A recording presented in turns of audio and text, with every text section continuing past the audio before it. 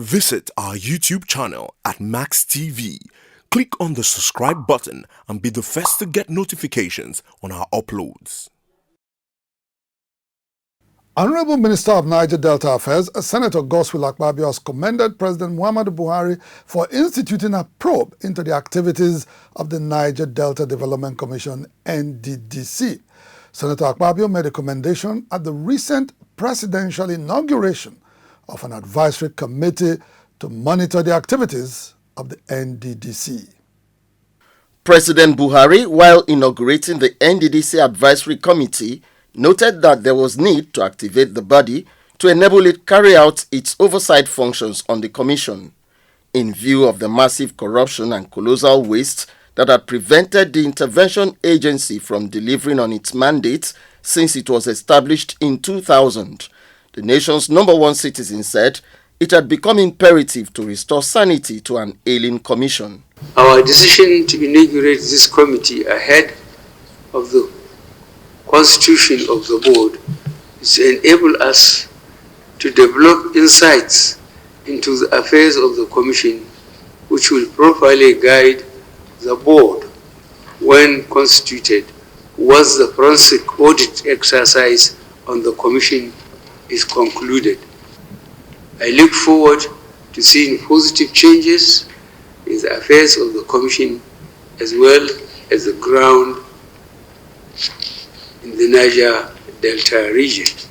The Nddc Advisory Committee, comprising governors of the 9 oil-producing states and 2 other persons appointed by the President, is empowered by Section 11 of the Nddc Establishment Act to advise the Commission's governing board and monitor its activities to achieve said goals.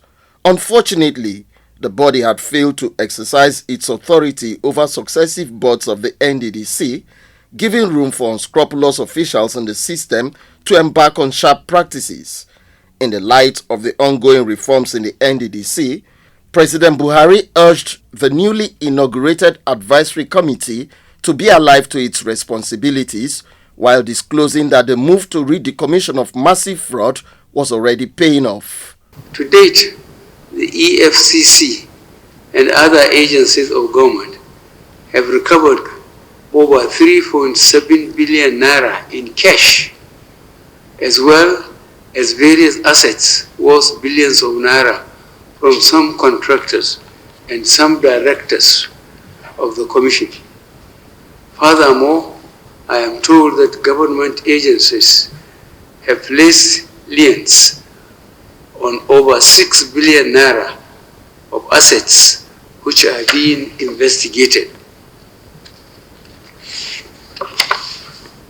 These abuses of the past clearly show the need for strict and diligent oversight going forward. I therefore want to urge this advisory committee to discharge its responsibility diligently and effectively, working closely with the ministry. For most Niger Deltans, the recent inauguration of the Nddc Advisory Committee is most welcome, as it will promote synergy between the Commission and its member states to harmonize development activities for the common good of backward communities in the Niger Delta. But I believe that with the inauguration of this body, we will now be able to sit down, meet together, work in collaboration and supportively to bring greater development and developments that are more sustainable to our people.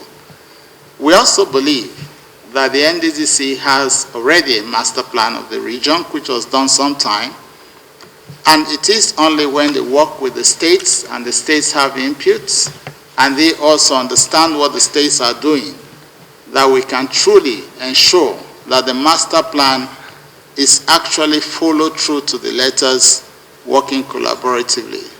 On the move to recover stolen funds from corrupt Nddc officials, most Niger Deltans have thrown their full weight behind President Buhari for obvious reasons. In September 2019, the House of Representatives Ad Hoc Committee on Nddc Projects discovered that the Commission had abandoned about 12,000 projects since its inception in 2001 and disbursed 67 billion naira for projects that were not executed between 2008 and 2018. It's a serious matter to consider that a commission such as the NDDC was set up for the development of the Niger Delta, and then to find out that persons who have been employed as public servants and contractors who have been appointed would therefore work against the very interest of the people by either stealing money or refusing to carry out jobs monies have been appropriated for. Such kind of persons should be visited with the maximum punishment according to law. To avoid likely obstructions in the ongoing forensic audit of the NDDC, as directed by Mr. President, almost all directors in the corporate headquarters of the Commission have been redeployed to its state offices. Their redeployment is to give forensic auditors unfettered access to vital documents with details of the Commission's financial transactions from its inception in 2001 to 2019. I must commend President MAMODE Buhari and his administration for the boldness in taking this decision, because this is the first time that any president has ever thought of looking at what had accrued to the commission and now where the monies were being utilized. It had always been like rumor that the place was like an ATM and a cesspool of corruption. But I think this is the first time that we are now unveiling the veil of incorporation to know those who actually own those companies and those who actually contributed to the wastages that we have seen over the years. If the ongoing probe of the NDDC eventually yields desired results, then it will be on record that President Buhari is the first Nigerian leader to have demonstrated the political will to rid the NDDC of endemic corruption. The beneficiaries of a transformed NDDC, no doubt, are the oil-producing communities that are still left largely impoverished on account of poor service delivery by the NDDC. Inside the Niger Delta,